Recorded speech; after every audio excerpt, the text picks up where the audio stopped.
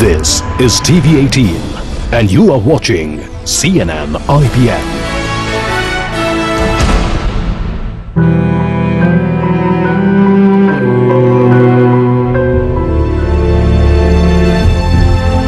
It's a moment of grief for the country, but it's also the moment for awakening. They've had the police out today in full force to protect them from us. Where is the police every day? As a woman and mother, I understand how you feel.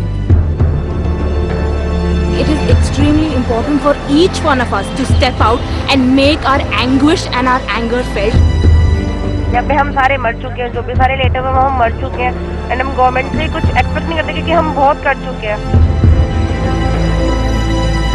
We can't take it anymore. This is not the independence that we fought for. Indomitable spirit will never die and will never be forgotten. तू हकीकत भी है, दिलचस्प कहानी ही नहीं, तेरी हस्ती भी है एक चीज, जवानी ही नहीं. अपनी तारीख का उन्वान बदलना है तुझे, उठ मेरी जान, मेरे साथ ही चलना है तुझे.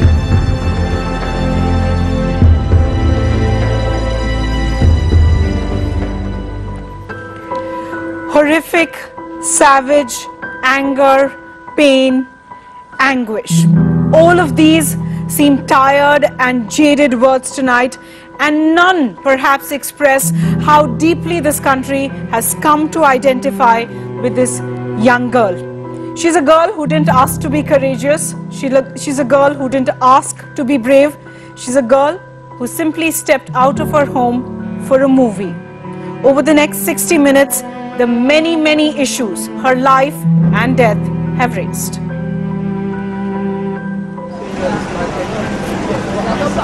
The headlines: Delhi's Braveheart is no more. The 23-year-old woman gang raped on the 16th of December died in a Singapore hospital early this morning. Her body will be brought back later tonight.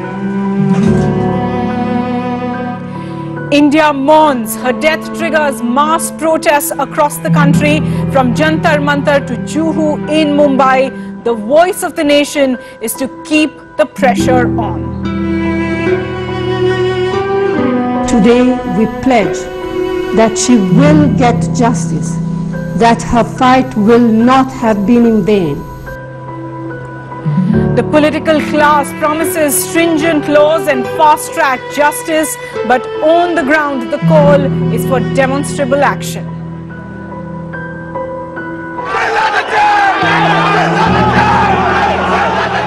And yes, perhaps a much-delayed gesture. Delhi Chief Minister Sheila Dikshit visits the site of protest at Jantar Mantar, but is booed out by the crowd.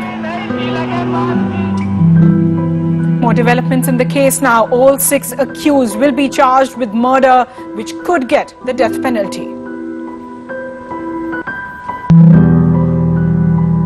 The national capital, central Delhi, sealed off once again. All roads to India Gate blocked. 10 metro stations shut down. The government says not even non-violent protests can take place at India Gate. Whether the case is fit for that or not, it is to be examined from all points of view. The first woman president of the country, Pratibha Patil, says the government should have allowed peaceful protests, but doesn't favor a blanket death sentence when it comes to rape cases. The greatest betrayal will be if we forget. कि लोग अपनी मानसिकता, अपनी सोच को बदलें. We should have to resolve that this totally condemnable incident are not recorded. The greatest betrayal will be if we forget. The search for solutions and change in the mindset, say a chorus of protesters and activists. Yes, she was 23. She was a paramedical student. On the 16th of December, she boarded a bus with a male friend. That terrible journey ended in Singapore early this morning. It's perhaps now up to us to decide how this story is going to end. The young girl died at 2:15 a.m. this morning at the Mount Elizabeth Hospital in Singapore. Her family and High Commission officials were by her side. The body is expected to be flown back to India later tonight. A special Indian aircraft has reached Singapore to bring the body back. The police say murder charges will now be framed against all 6 accused, which could fetch the death penalty. The special public prosecutor has been appointed. In this case, the charge sheet likely to be filed on the 3rd of January. We hope to file the charge sheet by the 3rd of January 2013. Section 302 IPC, which is the penal section for murder, has been added in the case. A special public prosecutor of eminence has been appointed to conduct the trial in a fast-track court on a day-to-day basis. Now, all through the day, there have been political reactions to this tragic loss from the President, the Prime Minister, the UPA chairperson, the Leader of the Opposition, the National Commission for Women, the Home Ministry, and so many more. But many believe these gestures, these comments have been delayed and are simply not enough. Delhi Chief Minister Sheila Dikshit was heckled today when she visited the protest site at Jantar Mantar in the afternoon. She lighted a candle in solidarity at the site before leaving. Let me take this coverage forward with my guests today. They're a mix and they represent every part perhaps of Indian society. I'm being joined by Tajender Luthra. He's the Joint Commissioner of Police for the Northern Range. Gaurav Kapoor, he's a well-known television host. Jay Panda, Member of Parliament. Kaizat Kotwal, he's a theatre producer and director and someone who works on women issues. And Albina Shakil, she's the former president of the Jawaharlal Nehru Students' Union. Before I come to my guests, let me just get in a quick view from Jantar Mantar. Arunoday Mukherjee has been there all through the day. Arunoday, to you first. When you speak to these people who are pained, who are obviously anguished, what do you see in them? Are you seeing in them mere protesters? Are you seeing in them people who have come to Jantar Mantar as a process of catharsis? Or are you seeing in them people who are willing to take this engagement a little bit forward? In fact, a little bit of all of those points that you mentioned, Anubha. And what's even more important is that there seems to be, unfortunately, the 23-year-old victim may have succumbed to her injuries tragically, but there has been a rebirth of sorts. This movement taking a more mature turn over through the course of the day. That's the sense that we're picking up as the day comes to an end. I'm going to take that question to a young lady who was there at India Gate as well. She was injured because of the police lathi charge. In fact, when she still is walking with a limp, and that is a reminder of what happened that day. Pallavi, when we all go back home tonight, what is that one thought we should all take back and perhaps come back tomorrow morning with, and the successive mornings in the days ahead? What is that one thought that you want conveyed? Enough of talking about the problems we've had. Let's talk about the solutions. So, I mean, to rephrase it, I would say that, the first day that when we joined this protest, it was all about shouting slogans and all about telling people, we want justice, we want justice. But I see such a drastic change from that Saturday to this Saturday that there are almost 500 people who've come to me since morning and asked me, Pallavi, what is the way ahead? How are we going to fight this? How are we going to change this? So I think it's all saying it that, people have started thinking ahead. So, we are not only talking about just slogans which people have been blaming us with. We are talking about solutions now. We are talking about reforms that we want in ourselves as well as the system. Right. So we are moving towards that direction. All right. So there's a positive outcome, as you can see. There have been allegations that the movement is now is petering down. It is confused as far as what are its demands, but there is a rationale now behind this movement. They are putting in greater thought. There is greater organization. In fact, Anubha, if I could just make a small statement, it was interesting to watch. There has always been this tension between the police, which has been present here through the day, and the protesters. But today we also saw cooperation between the police and the protesters, which is also perhaps a very positive signal. The protesters were limited and restricted to the Jantar Mantar area through the day, but in the evening we saw the police agreeing to allow them carry on a candlelight march around Parliament Street Police Station and come right back to Jantar Mantar. Perhaps a symbolic gesture as well for the days ahead. Let's just hope we can end on that positive note as well for the future.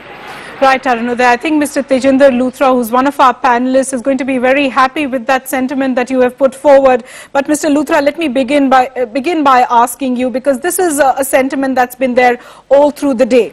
Was the government and were you, the Delhi police, right in this excessive clampdown, this central lockdown of the capital? Was this extremely necessary?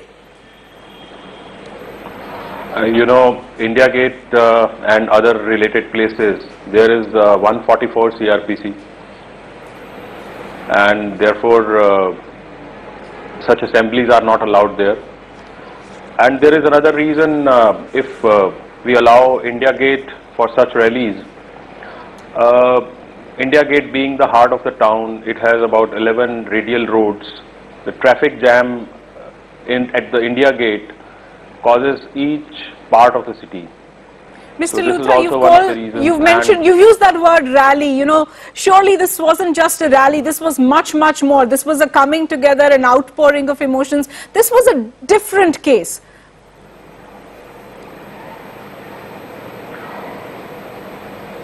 Mr. Luthra? I'm sorry, I'm not getting. I'm saying this certainly wasn't just a rally, Mr. Luthra. This was much, much more. This was an outpouring of emotions. This was students coming together. They were looking for relief. They wanted to protest. And as we've been seeing, the protests have been silent and very, very peaceful. Surely this was a different case. Absolutely right. We agree that this is much more than a rally. In fact, this extremely unfortunate incident has generated a lot of energy and a lot of awakening in the society, and we think this energy and awakening in the society should not be allowed to fritter away.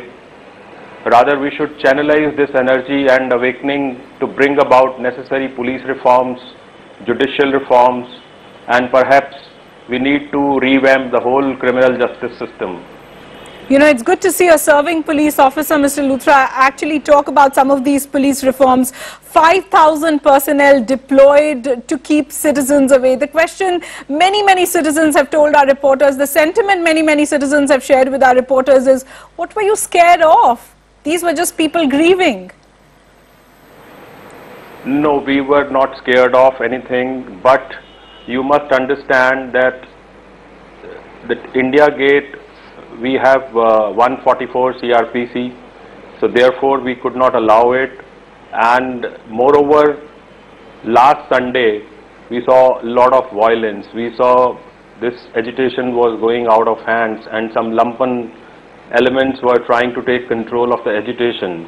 Okay, let me press this further in one way, Mr. Luthra. I understand your predicament that you have to keep the law and order intact. That's one of your utmost priorities. But is this also now time for the police to try and change the way it deals with the citizenry? This is a different kind of young India that we've seen at India Gate, at Jantar Mantar, at other spots. Is it time for a relook at how you deal with citizenry now? Of course, I absolutely agree with you. In fact, police needs a lot of introspection, and whatever changes we need to make in our systems, we must make. And I would say, including police, every other part of the society should use this opportunity, should use this time to introspect itself, and whatever necessary changes we need to make in different parts of our society, in different parts of our criminal justice system, we must make. You know, that's a softer side of you, Mr. Luthra, and one perhaps that we haven't seen in the last couple of days. Albina, come into this discussion. No. Was this an opportunity to perhaps let these students engage in these non-violent, peaceful protests in that catharsis, as you were saying? I would say absolutely, it was absolutely necessary. I think for the past couple of days, we are seeing for some reason the government is losing the script. It's really not connecting with the people. And today morning, people woke up, they learnt of this terrible tragedy, and I think everybody wanted to express a diverse range of emotions, thoughts, anger, grief, helplessness, a combination of things. And I think the government again today lost the script in the morning a little bit by, people seeing that they're faced with more barricades, more metro stations closed, more police with guns. I mean, it was really off the mark.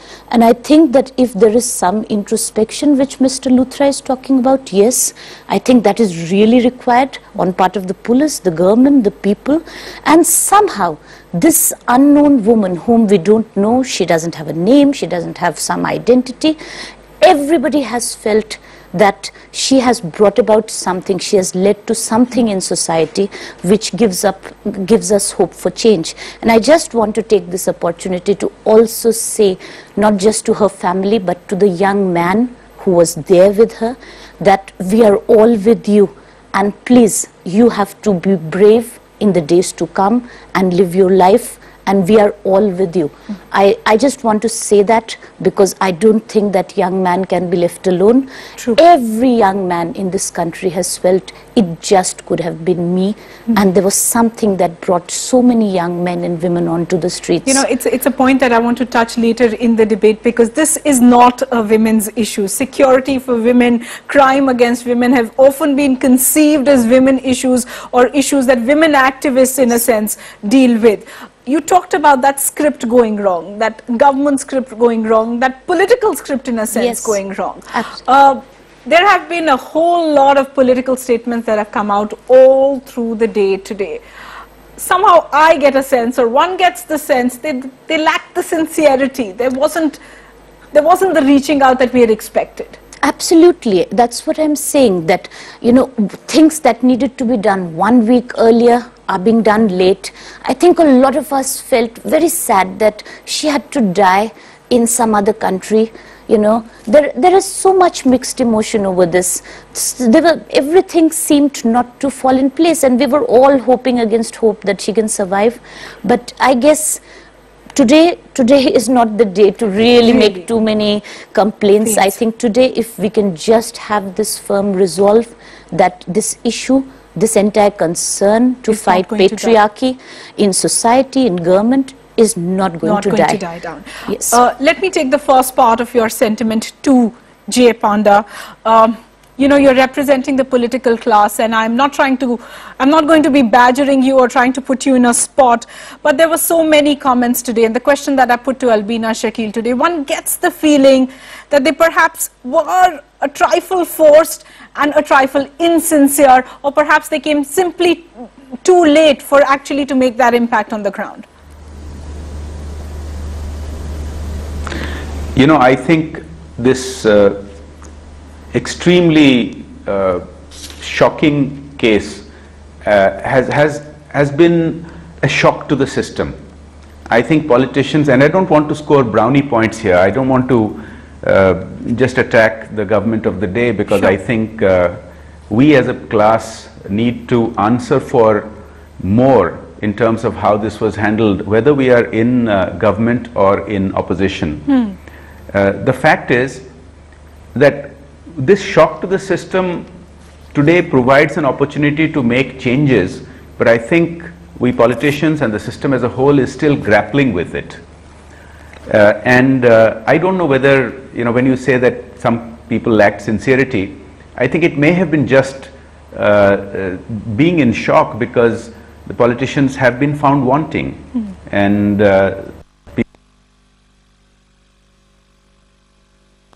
because India is different today, the kind of policing that we have may be out of tune with the 21st century, and certainly the speed at which justice is delivered in India is abysmally slow. Everybody knows that. So changes need to be brought about.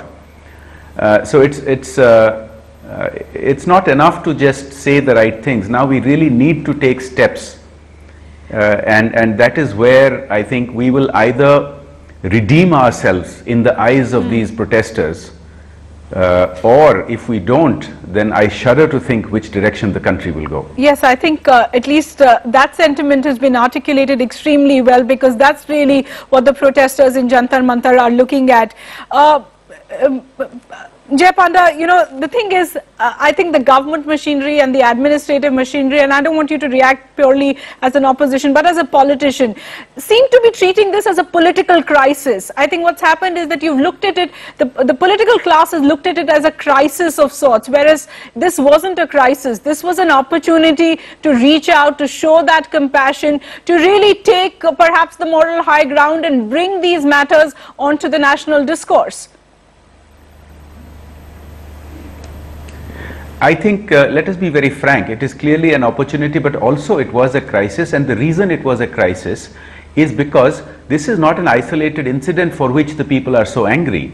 It has been years and years and years when there has been a debate going on about the safety of women and about the lack of justice to be meted out to perpetrators like the ones who committed this heinous crime.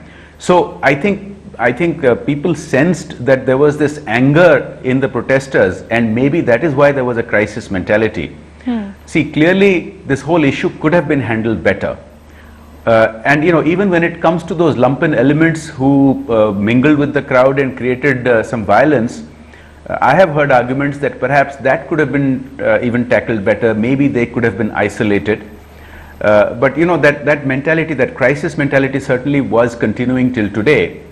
And I'm not sure it's fair to just say that there should be no crisis mentality, because I think the administrations and politicians recognize that there is this seething anger among the general population. And this anger is not just from last week. This anger has been building up. Pardon me for interrupting you. Why is it then that we saw almost no politician, no young politician, no so-called generation next politicians that we keep looking at, that we keep talking, referring to the cabinet as? Why didn't we see any one of them reaching out? In fact, it's ironic that the first statement that has come from the Congress General Secretary Rahul Gandhi is actually after the incident, after news of her demise came forward. Why is it that no political party, no young leader really thought that it was wise enough to reach out to these protesters, also sit with them, you know, as a mark of solidarity, as a mark of respect for what they're feeling? I think, as I said earlier, I think a lot of people in politics are shell-shocked by the developments of what has happened over the last 1 week. Now, as far as I'm concerned, some people have asked me this question. I have been for the last week in my constituency. I'm not actually in Delhi. I'm more than 1,000 kilometers away. But I have been expressing my solidarity. I've been expressing my solidarity online and in many other ways on the media. I'm sure some politicians have been trying to do that. The reality is that very major changes are required. You can't just douse this public anger just by saying the right things or meeting. You know, as you saw today, the Chief Minister of Delhi was heckled when she entered the grieving crowds. Yeah, the point is, I think a lot of us realize that superficial answers or superficial sentiments is not going to douse this anger. I think really fundamentally important changes have to be brought about. And you know, the system is not geared to doing that right away. It is not geared to doing that in a week's time. So we have to face up to that. We have to face up to taking strong steps. Right, and I think if that realization has come, perhaps that crowd would be at least satisfied for the moment. Kavita Krishnan is joining us from Jantar Mantar. She spent a good part of the day here. I don't know if you've been listening to what Jay Panda is saying, but as someone who has in a sense put forward many points on advocacy and how the law itself could be changed, what would you like to tell the Member of Parliament? See, I think the first thing that we want to be able to hear, are you able to hear me? Yeah. Yes, we can. What we find a tremendous sense of betrayal about is that there is no conversation going on with this movement. And we are saying that above all, those women who are out there organizing, who deal with thousands of cases of women, violence against women, there should be a process of dialogue with them to find out what they need in order to, what are the institutions we need to build, what kind of gender just laws do we need. It's not just a question of tweaking the bills that the government has prepared. The bills the government has prepared are very inadequate. So I think that we are looking for that. And we are looking for, police protocol to be announced to which the police should be accountable. We are looking for some sense of closure in the 1 lakh cases of sexual violence that are pending in this country. But above all, I think we want to see that there has to be some sense of accountability from those who are in power. Whether you are in a uniform, whether you are an elected representative, if there is anyone who makes a sexist remark, who indulges in victim blaming. I mean, there are dozen cases of victim blaming that have happened after this incident, even in the height of the emotions. I think they have to go. There has to be some sense of action against them, some willingness on part of the entire political class to listen to what these thousands of women today. There was a huge number of young women today with tears in their eyes and candles in their hand, peacefully, silently marching around Jantar Mantar in the evening. And I was moved to think that each of these women, what they are saying is, we want our freedom to be recognized, our right to live freely without fear to be recognized, and that is something they are not hearing anyone in the political class voice at all. Okay, Jay Panda, I'll give you a chance to respond to that. You know, I think she's absolutely right in saying that the engagement from the political class has not been adequate. And I think, you know, the whole country is ashamed and angry at what has happened, and we politicians have to bear our share of the shame and the embarrassment that more could not have been done earlier. As I said, I don't want to point fingers and score brownie points, but there are some things we can do. You know, police reforms have been discussed on the agenda for now more than a decade, nearly 2 decades. I don't think any action has happened. Time has come for us, whether opposition or government, to sit and start acting on it. Okay. We definitely need, for example, the 5 fast-track courts that were announced in Delhi, these were a desperate necessity. It should not have required this brutal crime for us to wake up to that. This was a necessity a decade ago.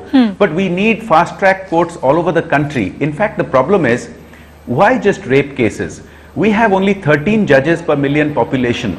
And in the developed country, the ratio is minimum 50 and sometimes 100. So, you know, we need to have a dramatic increase in the number of judges and the infrastructure provided for it. And most of the increase should be fast-track courts for cases like rape, but also for many other areas where crimes go unpunished. Because, you know, justice denied simply does not work anymore. We just have to speed up the whole system. And when it comes to the police, we need to drastically increase the number of police women. No, can I? Yes, and Kavita, let me get Kavita to come in. Let me get Kavita to come in, Jay. Yeah, go ahead. What Yes. I'm hearing again, no, all this is fine. I mean, all these reforms we will need. But I think what I'm not hearing even now is an acknowledgement of the deep-seated gender bias and sexism and misogyny and how to correct that. You see, I'll tell you something. You know, today I've been thinking about the courage that this young woman showed and what that courage means for us. And I feel that the courage is, of course, to confront the system and all of that. But it requires a great deal of courage to shine the light on the dark areas within and confront what is wrong with our society. But we are doing that in the women's movement. We do that. Every woman does it in her life daily. But she finds that the government, the police, the judiciary are not with her when she does that. When she stands up against patriarchy, these institutions are not standing with her. They are standing as a wall in front of her. And they are standing with those against whom she is fighting. This is a daily reality that women face. And I think that is what, that sense of acknowledgement of gender bias is something even in Jay Panda's extremely articulate presentation, I find that to be missing. And I'm not hearing that anywhere at all. You know, Jay, one asks that question because after this particular incident, you've seen the political narrative to be so misogynist. And really everyone from every political class has got away by just saying, I'm apologetic, I retract my statement, let us all go back to what we were doing. So every political party really has dismissed some very sexist and statements that have been made by their respective leaders. Well, look, I do not condone any of the misogynistic statements made by politicians. But, you know, you are right. Misogyny is not limited to politicians. Sure. Our society needs to undergo a lot of change. And that will happen gradually. There is, there is no one thing that a politician can do, or even there are not even 3 or 5 things that a politician can do to instantly change societal attitudes and overcome misogyny, which is why we need to take concrete. And she's right. Look, she's absolutely right. You have to act against that, politicians. If the courts don't stand up for women. I think you can start. She's saying you can start by. Please let me complete what I was saying. Go ahead. I agree. I'm starting out by condemning. Okay. Yes, but I'm agreeing with you. I'm agreeing with you. Of course, we need to act against politicians, and I think political parties need to take steps to ensure that the candidates that they put up should have a better track record, and certainly should not have been accused of crimes. Some politicians are accused of similar crimes, and that should not be the case at all. That political parties have to do. But the point that you made, which is very valid, is that women under attack by our society and system don't get support from the courts, don't get support from the police. I was making specific suggestions of what we could do to help improve that. Okay, Jay, let me interrupt here. Let me interrupt here because the system for years. Absolutely. Let me interrupt here because these are systemic issues. But I must say it's perhaps even heartening to get a politician to agree that some of these statements, some of these suggestions cannot end at mere apology, and action need to be taken. You'll be surprised how difficult it was to get politicians to even agree to that. So we'll take a quick break. We'll continue this coverage. We'll go back to some of our other panelists who are joining us from Delhi and Mumbai. We'll come back in just a bit. मैं एक लड़कियों के परिवार से हूँ। मेरे घर में भी बहुत सी लड़कियाँ हैं। सोचते हुए ही घबरा जाती हूँ। उस बच्ची के ऊपर क्या गुजरा होगा? और हम लोगों ने जो कुछ भी किया, बहुत देर से किया। सरकार ने, हमने, आपने बहुत देर से किया। ये हमारी गलती है। हमें उनके परिवार से और जितनी महिलाएं, जितनी लड़कियां इस तरह के एक्सपीरियंस से गुजरी हैं, उनसे माफी मांगनी चाहिए और हमें ये वादा करना चाहिए कि आगे हम ये होने नहीं देंगे। बस मैं आप लोगों से यही कहना चाहती हूँ, हिंदुस्तान का नाम इस तरह से खराब नहीं करते।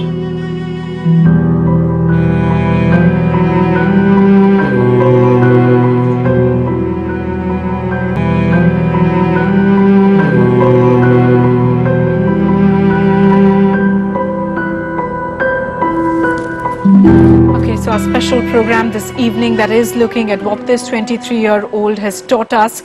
The incident brought with it a familiar narrative, a predictable set of reactions which involved a call for more patrolling, GPS, guards on buses, etc. Now, how much has changed in the last few days? Here's our correspondent Parikshit Luthra. He boarded a DTC bus in the capital. Here's what he found. Let's try and speak to some of the women who travel in these buses every day and see what they exactly want. आपकी सुरक्षा के लिए अगर मैं आपसे पूछूं, क्या लगता है आपको क्या होना चाहिए औरतों के लिए बसों में?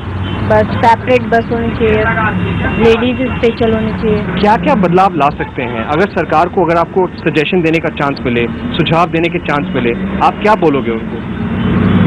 मैं यही चाहती हूँ, सरकार को तो हम बाद में समझाएंगे, पहले आप लोगों को ही समझाइए। हम बस में जा रहे होते हैं, 4 लड़के आके हमें कमेंट कर रहे होते हैं, कोई कुछ नहीं बोलता है। आपको लगता है कि बस का जो ड्राइवर है वो रोक सकता है, वो सिचुएशन को संभाल सकता है?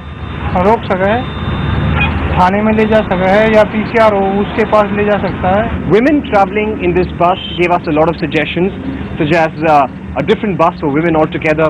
Some said there should be a policeman on these buses at all times. But more importantly, what most of them said is that the conductor and the driver of the buses should be very careful. They should be sensitive to the needs of women, and that will really make things much better.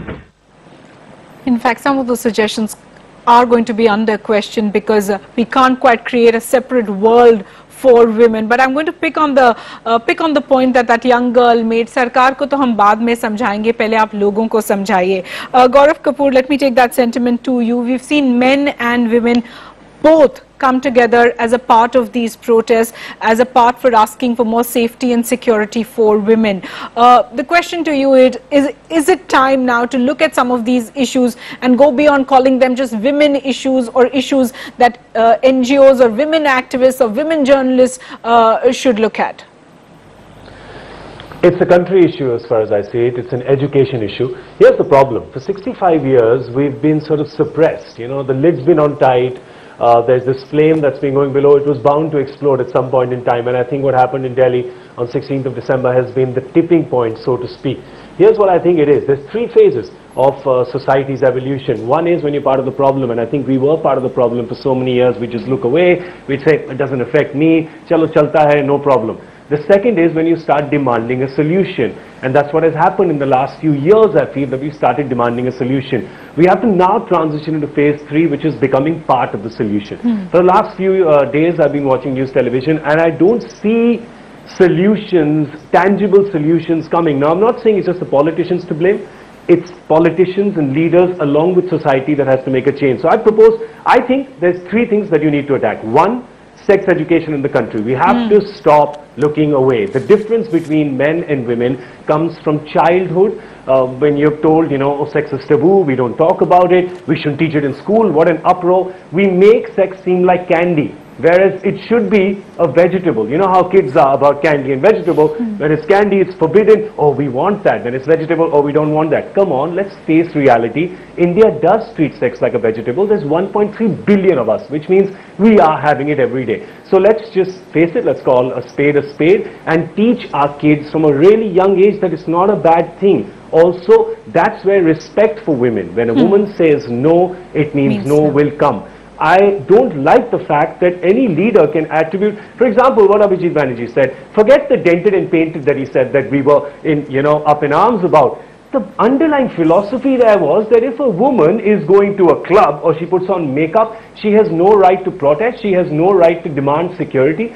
How will these people, these leaders, take us into the future when they are not in touch with the present? They're living in the past, and that's what happened in the last 2 weeks.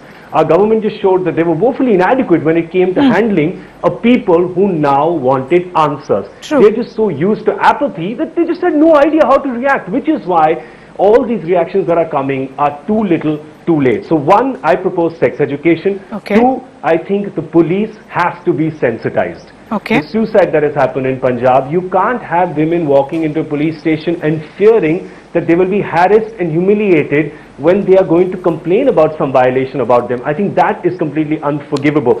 And the third thing is, you will still have people, all right, as far as society is concerned, there will, as long as human beings are around, there will be good and there will be evil, right? We have to come to terms with that. Bad things will happen, they keep happening. How you react to them actually shows a lot of character. That's where I think our government has failed. They didn't know how to react to the situation.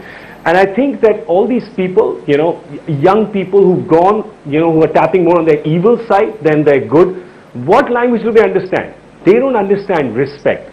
They understand the language of fear.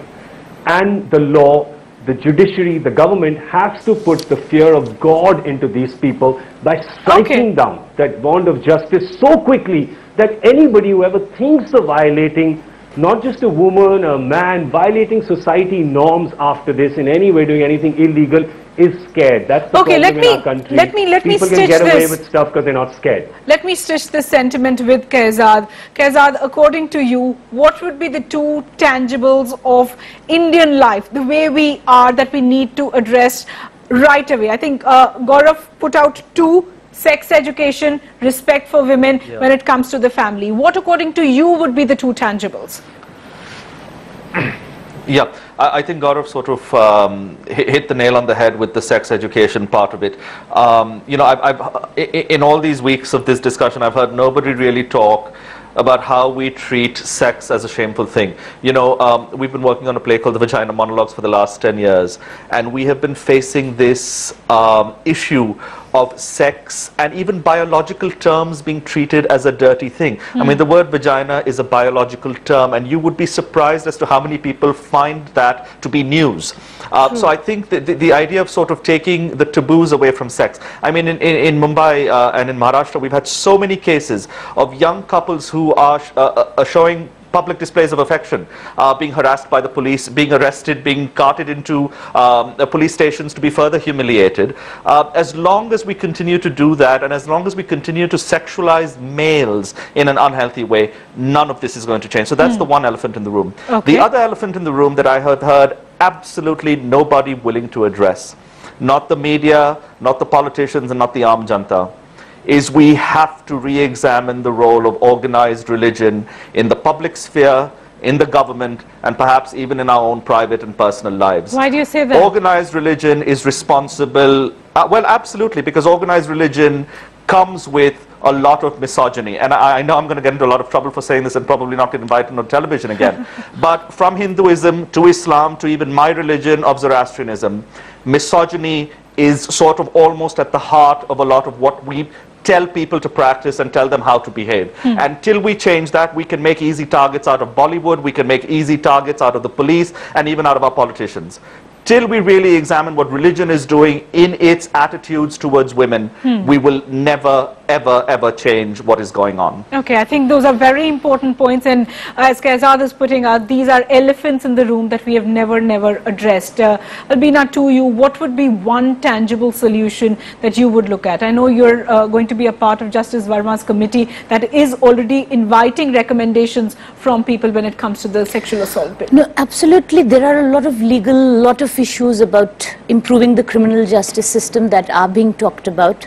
But I would just want to say 2-3 things. Sure. One is that right now, today, can we resolve that just 2 days from now, there is New Year's Eve, and every New Year we greet with people saying, you know, with news of molestations from across the country. That's right. Can we resolve that as young people?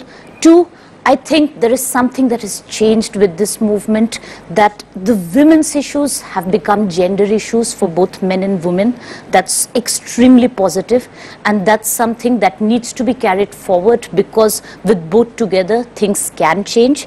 And 3, yes, I agree with what the other panelists have said, but I do believe that there is a huge backlash that is happening against women who are changing age-old status quo, walking out, stepping out of their homes to work, to study, and the rise in crimes against women of all kinds in the past decade or 2 is alarming. So that backlash has to stop, and that can stop if everything that everybody has been talking about is put in place very soon. So Justice Verma Commission, yes, but it's still very ambiguous. What is the actual frame of reference of that commission?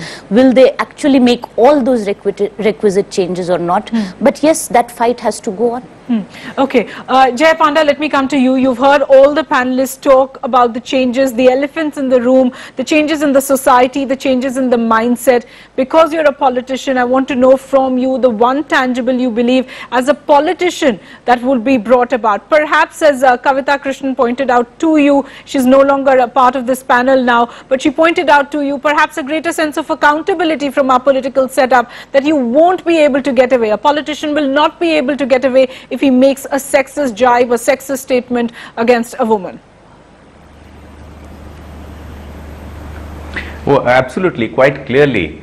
And although, you know, it is clear that some politicians have made terrible statements in the past week or so, I think we should also note that there are hundreds of younger politicians who may be caught short by not having come out more, but certainly have not made misogynistic statements. True. But let me answer your question as to, you know, what is the single biggest takeaway from this. I think lots of things need to be done. I mean, if we sit down and compile all the suggestions we've heard here and elsewhere, there are probably 100 things that need to be done. But something that the other panelist, I think it was Gaurav Kapoor who said, which struck a chord with me, is the one real thing that can improve in the near future, is that people ought to be afraid of breaking the law. And that has sort of melted away in our country, and that is really dangerous for our country. So if people are to be afraid of breaking the law, then we must do 3 things very concretely. Very quickly, Jay Panda. You know, we must have a much larger number of judges and fast-track courts, so that things cannot get stuck in courts for decades. So that should be the #1 priority. As far as the police are concerned, much larger number of police women and lots of internal audits randomly conducted to make sure that the police are not breaking the law themselves by treating women badly. Yeah, but you still haven't put out a tangible suggestion for the politician, but I see your acceptance as one. I just have about a minute to wrap up the show, and I'll give 10 seconds to each of our panelists. this massive outpouring, whether you call it a catharsis, whether you call it pain, anguish, everyone reaching out, do you see today the glass is half full or half empty as far as the youth are concerned? Gaurav, you go first and then Kaizad. Well, it's definitely, I don't even think it's half full. I think it's completely full, and it's flowing over if you see it. I just want to say two things. One is that, as Jay Panda was saying rightfully, there's too many people are not afraid of the police. They need to be afraid. Only the good and the innocent seem to be afraid of the police, and the lawbreakers are walking with their head held high. Secondly, all this vigilante justice, mob fury, let's face it, it will die down. A week, 2 weeks from now, all of us have to go on. We need to go back home. We need to go to work. Who is looking after us then? It is the police, it is the judiciary that is looking after us. So these systems need to be in place. It's up to the politicians to make sure that the faith in these two institutions is reinstated. That's what I beg of them. Okay, Kaizad, you. Yeah, and I think we have to be a little bit careful here. One thing that we need to understand, that the protests that we've seen have been largely about urban women. Nobody's talking about the rural women, and I think that's a huge part of the issue here. The sort of making even more voiceless people who are already voiceless. I think the other part of the issue here is that we have to be very careful. It's not just about more judges and more police and more women police. It is about the attitudes that they come with, because we've had judges in the Mumbai courts who have used the Mahabharata to impose punishment upon women, telling them to follow their husbands into exile, like Sita did. We cannot have those attitudes in people who are supposed to be erudite and learned. So it's not just about numbers, it's about the attitudes that people bring to women and the issues they face. Okay, Albina, I'll give you the last word, and not because you're a woman. No, I think the criminal justice system has to improve many fold to be able to deliver justice, and to appear to deliver justice, to give people confidence that they can get it when they approach the state for help.